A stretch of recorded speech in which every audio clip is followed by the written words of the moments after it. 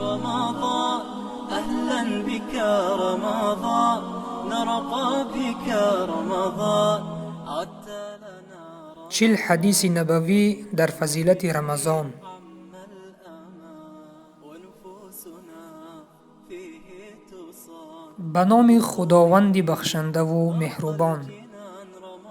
از علی خداوند از او راضی باد روایت است که پیامبر صلی الله علیه و سلم فرمودند: روزه ماه صبر یعنی ماه رمضان و از هر ماه 3 روز روزه گرفتن کینه دل را دور می کند.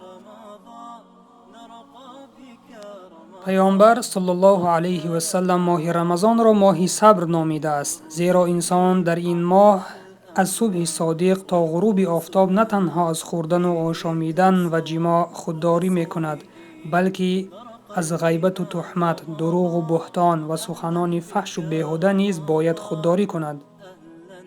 برای این همه انسان نیاز به صبر دارد. به این خاطر روزه ماه رمضان و از هر ماه هجری قمری 3 روز، به خصوص 13ام، 14ام و 15ام روزه گرفتن ریشه کینه را از بین می برد.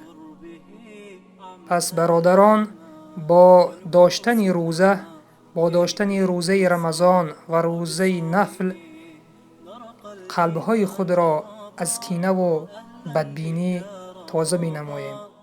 أهلا بك